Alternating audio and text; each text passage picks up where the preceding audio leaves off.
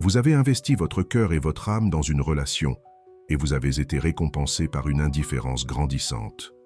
Vos gestes d'affection sont devenus de simples droits, votre valeur, une évidence. Vos appels à la reconnaissance ont été vains. Alors, un jour, vous choisissez une autre voie, celle du silence. Une disparition sans fracas, sans adieu, sans explication. Ce silence est un coup de tonnerre pour celui qui vous tenait pour acquis, un vide là où vous étiez. Et ce vide, il résonne. L'absence devient votre langage le plus puissant. Elle pousse l'autre à la réflexion, au questionnement, à la confrontation avec sa perte.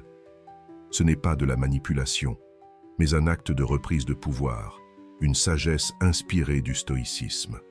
Comme le dit Marc Aurèle, agissons au lieu de débattre. Disparaître et observer est une stratégie qui tire parti du principe psychologique de la rareté. Ce qui est absent devient précieux.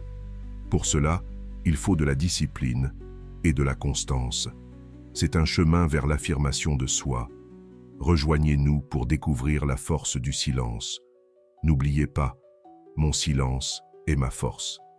Si vous êtes prêt à récupérer votre force intérieure, cliquez sur « J'aime ». Commençons. L'effet psychologique du ghosting. Le ghosting, bien plus qu'un simple silence, engendre une réaction psychologique puissante. Il active chez l'autre la peur de la perte, un mécanisme fondamentalement humain. Nous sommes programmés pour être plus sensibles à ce qui disparaît, un phénomène appelé principe de rareté. Lorsque votre présence s'évanouit, plus de réponses, plus d'appels, plus d'interactions, un vide se crée. Un vide qui auparavant était comblé par votre présence. Dans cet espace, l'autre est plongé dans un cycle d'introspection. Il rembobine chaque échange, scrutant chaque détail à la recherche de la raison de votre retrait. Plus votre silence persiste, plus son monologue intérieur devient assourdissant. Ai-je commis une erreur? Ai-je été mis de côté? Est-ce la fin? C'est là que réside la force du ghosting. Il recentre l'attention sur celui qui le subit. Pendant que l'autre s'efforce de comprendre, vous n'êtes plus dans son orbite. Vous ne dépensez plus d'énergie à réagir à ses actions. Il est seul face à ses pensées, ses regrets et surtout à la prise de conscience de votre absence. La psychologie moderne explique cet effet. Ce qui devient rare prend de la valeur. C'est comme une édition limitée que l'on désire soudainement. En vous retirant, vous passez de la disponibilité à l'inaccessibilité, du banal à l'extraordinaire. L'autre commence à regretter ce qu'il avait ignoré ou tenu pour acquis. Le ghosting touche aussi l'ego. Un flot de questions surgit. Pourquoi est-il parti? Était-ce de ma faute? A-t-il trouvé mieux? Ce manque de réponse crée un malaise qui le pousse à analyser son propre comportement et ses décisions. Votre silence devient un miroir, reflétant ses propres insécurités et erreurs. D'un point de vue stoïcien, cette approche incarne le détachement émotionnel. Comme l'a écrit Marc Aurèle, « Tu as le pouvoir de te retirer quand tu le souhaites. La tranquillité parfaite réside dans l'équilibre de l'esprit. » Le ghosting n'est pas une tentative de blesser, mais une démarche de protection de soi. C'est un refus de s'engager dans des situations qui perturbent l'harmonie personnelle. Pendant que l'autre est confronté à ses regrets et à ses questions, que faites-vous? Vous reprenez votre pouvoir. Vous cessez d'être celui qui court après, qui s'explique, qui cherche à prouver sa valeur. Vous devenez celui qui s'éloigne, avec confiance et assurance, laissant une empreinte profonde sans prononcer un mot. 2. Les principes stoïciens pour contrôler ses émotions. Le succès du ghosting repose sur une discipline émotionnelle inébranlable, nécessaire pour s'éloigner et persévérer. Sans maîtrise émotionnelle, on risque de rompre le silence et d'anéantir les progrès accomplis. C'est là que le stoïcisme devient essentiel. Cette philosophie enseigne que la véritable force réside dans le contrôle de ses émotions et non dans les circonstances extérieures. Comme le soulignait Marc Aurèle, notre pouvoir se trouve dans notre esprit et nos réactions. Face à un manque de respect ou une dévalorisation, notre instinct pourrait nous pousser à réagir, mais cela reviendrait à céder le contrôle et à laisser les actions d'autrui dicter nos émotions. Le stoïcisme nous incite au détachement émotionnel, comme l'affirmait Épictète. Ce n'est pas ce qui nous arrive qui compte, mais notre réaction. Ainsi, le ghosting n'est pas qu'un éloignement physique, mais aussi un retrait du chaos. Il s'agit d'un choix conscient de préserver sa paix intérieure. Ce silence stratégique, inspiré du stoïcisme, devient une puissante déclaration. Je suis maître de mes émotions. Ma valeur ne dépend pas de toi. Il est bien plus percutant qu'une confrontation ou une justification. 3. Le pouvoir de l'absence. Une stratégie psychologique. Disparaître de la vie de quelqu'un n'est pas un simple départ, c'est une action stratégique qui sème des graines émotionnelles puissantes. La psychologie montre que l'absence déclenche un cycle intense de culpabilité, de curiosité, de désir et même d'obsession chez l'autre. Tout cela se déroule silencieusement dans leur esprit, pendant que vous restez en retrait. Votre retrait provoque une introspection chez l'autre. Il ou elle analyse vos dernières interactions, et une culpabilité sourde commence à émerger face à ses propres agissements. Le silence agit comme un miroir impitoyable, renvoyant leurs actions en pleine figure. Ensuite, la curiosité s'empare de leur esprit, à la recherche de réponses à cette disparition soudaine. Un vide se crée, que leur esprit cherche désespérément à combler, alimentant une obsession grandissante. Plus vous restez silencieux, plus ils vous idéalisent. Ce principe de rareté amplifie la perception de votre valeur. Votre absence met en lumière tous les petits détails qui étaient autrefois négligés, suscitant une nostalgie de ce qui est perdu et un désir accru de vous récupérer.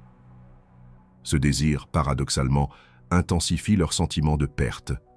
C'est la combinaison explosive de culpabilité, de curiosité et de désir qui les fait penser à vous constamment. Leur vide devient votre pouvoir. Cette approche, inspirée des principes stoïciens, vous permet de reprendre le contrôle de votre vie et de commander l'attention sans dire un mot. 4. Le retour inévitable, ce qui se passe ensuite. Voici une réalité sur le ghosting. Il laisse une empreinte. Et quand quelqu'un ressent le poids de ton absence, il y a une chose sur laquelle tu peux presque toujours compter. Ils reviendront. Peut-être pas immédiatement, peut-être pas comme tu l'attendais, mais à un moment donné, ils trouveront une raison de réapparaître dans ta vie. La vraie question est, es-tu prêt pour ça? Quand ils reviendront, cela commencera probablement de manière discrète. Un message, un commentaire sur une de tes publications ou même un like soudain sur une photo vieille de plusieurs mois. Pourquoi? Parce qu'ils testent le terrain. Ils veulent savoir si la porte qu'ils ont négligée est encore ouverte. C'est ici que ta discipline sera mise à l'épreuve. Vas-tu répondre ou rester silencieux? Rappelle-toi, leur retour ne parle pas d'eux, mais de toi.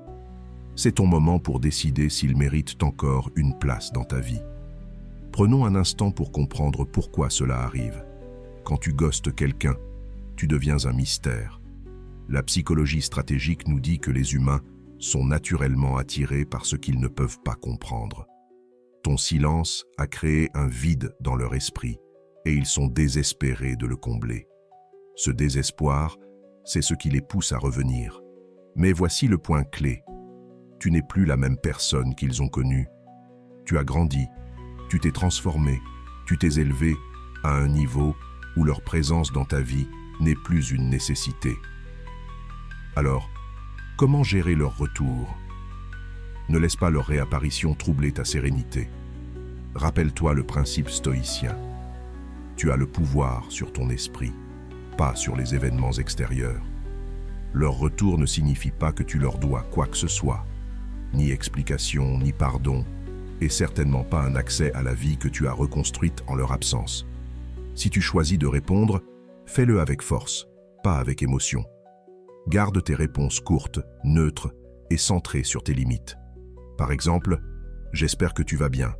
Je me concentre sur moi-même et mes objectifs. » Ce message envoie un signal clair. Tu as avancé et tu n'es plus la personne qu'ils ont prise pour acquise. Si tu choisis de ne pas répondre, c'est tout aussi puissant. Le silence reste ton arme. En refusant d'interagir, tu renforces ta valeur et montres que tu n'es pas disposé à revisiter le passé. Le plus important à retenir est le suivant. Leur retour ne te valide pas. Tu t'es déjà validé toi-même en partant et en évoluant. Leur retour est le reflet de ce qu'ils ont perdu, pas de ta valeur. Alors, quand le retour inévitable se produira, gère-le avec grâce. Laisse tes actions et ta croissance parler plus fort que n'importe quel mot. Reste calme, reste centré et surtout, reste concentré sur ton chemin. Prends un moment pour affirmer cette force. Écris en commentaire « Je m'élève au-dessus du passé ». Fais-en ta déclaration de puissance face à leur retour. Passons maintenant à la dernière et plus importante étape de cette stratégie. T'autonomiser pour rester dans l'absence et garder le contrôle. J'espère que cette explication plus détaillée et plus nuancée a été utile. Si ce contenu vous a intéressé, je vous serai reconnaissant de manifester votre soutien en laissant un « j'aime » et en vous abonnant à la chaîne pour ne pas manquer les prochaines analyses.